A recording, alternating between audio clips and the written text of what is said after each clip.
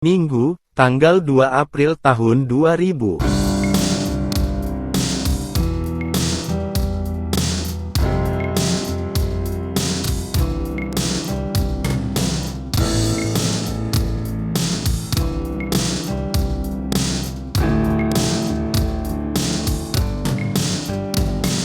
Bedeng yang disediakan Tauke untuk tempat tinggal kami terlihat kumuh karena faktor usia. Lantainya tanah, kering pecah-pecah.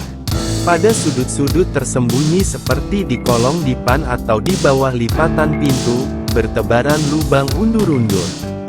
Atapnya yang seng digerogoti karat dari musim ke musim. Dindingnya dari kepingan papan, dipasang susun siri, horizontal dengan tepi bawah menindih tepi atas. Banyak papan yang keropos sehingga pada sela-sela tindihannya mengelupas, dan ibuku rajin menutupinya dengan lembaran kardus. Papan yang letaknya paling bawah, yang paling sering terkena tempias hujan, sudah reput relai digerowot anai-anai. Semut beraneka jenis bebas hilir mudik di mana saja. Kumbang-kumbang berseliweran dari liang papan yang satu ke liang papan lain. Tikus sesukanya berlalu lalang di atas kayu ambang. Cecak lumayan berguna, terlepas dari kotorannya yang kerap jatuh ke atas dipan, kehadirannya bisa mengurangi populasi nyamuk. Dahulu, bedeng ini rupanya pernah dihuni oleh orang-orang yang hobi unjuk eksistensi. Dinding papan bagian luarnya nyaris tiada yang selamat dari sasaran vandalisme, coreng-conteng tulisan arang bertebaran di sana. Sebagian yang masih terbaca adalah ungkapan-ungkapan puitis seperti gubuk derita para pujangga, cinta itu buta, rindu tak terbalas, Anda sopan, kami pun segan, air diteguk berasa susuk, nasi dikunyah berasa sepah, serta ejaan nama-nama orang yang pastinya adalah nama para pencoretnya. Di daun pintu tertera pasangan nama berbingkai simbol hati lengkap dengan tusukan anak panahnya. Tulisan serupa itu bertebaran juga di batang-batang pohon. Mereka memahatnya pakai sugu pisau khusus untuk menyadap karet.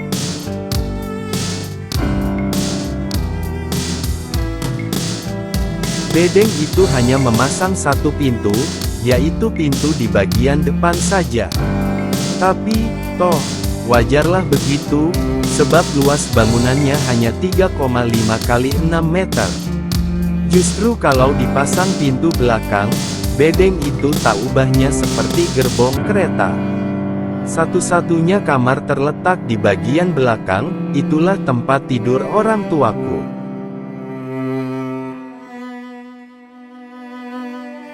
Interior bedeng ini sangat apa adanya. Jika terlalu celah dikatakan sangat mengenaskan.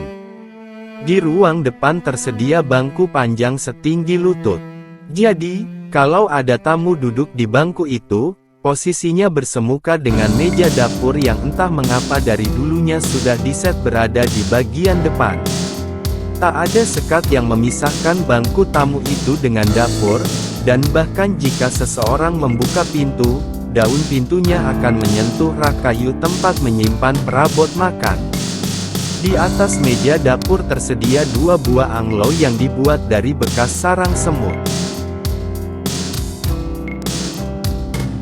Bedeng ini dibangun tanpa jendela, dan nyaris seluruh dinding bagian dalamnya menghitam dilumuri jelaga, dan di dinding itu tampil gantung-gemantung peralatan memasak seperti panci dan kuali. Orang yang bertamu bisa menikmati pajangan unik pantat gosong kuali layaknya lukisan-lukisan abstrak di rumah mewah.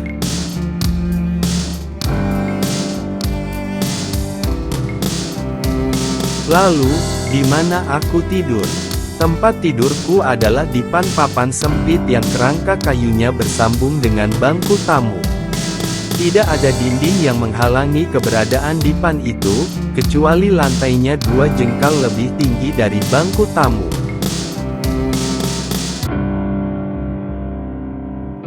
Bedeng ini menghadap ke utara, posisinya terkepung kebun karet. Bagian depan dan samping kiri adalah bidang kebun karet garapan kami, sedangkan di samping kanan serta bagian belakang yang tanahnya melandai turun, masih berupa hutan muda yang disesaki pepohonan kecil setinggi hanya 2 meteran saja.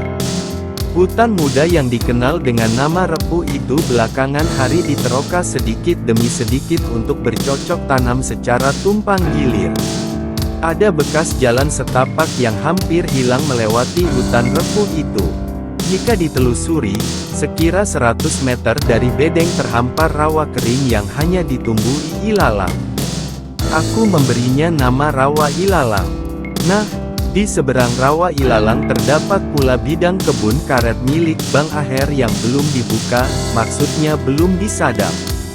Kelak, setelah aku berani menyadap karet sendirian, tidak kongsi lagi dengan bapak, disitulah kebun karet garapanku.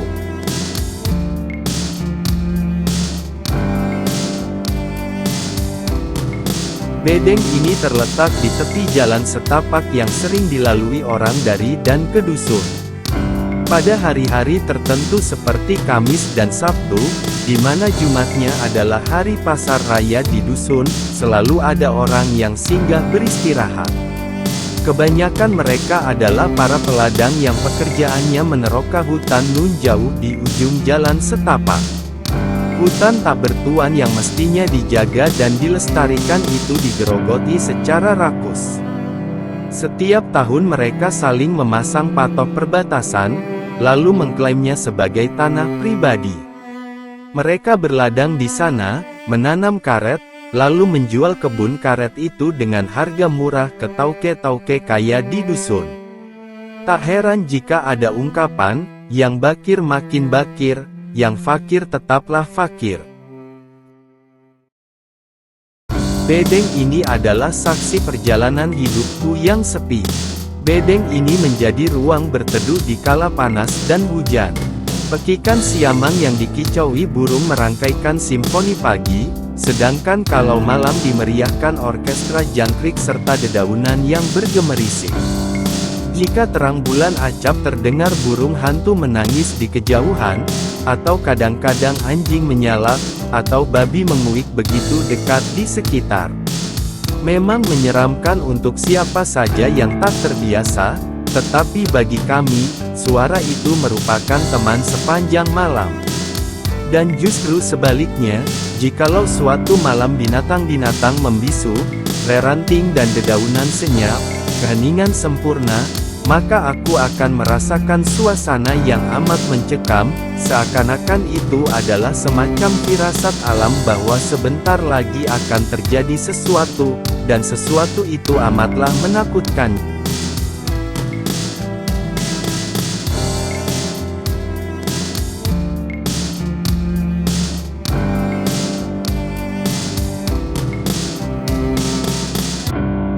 Bedeng ini kunamai bedeng sunyi.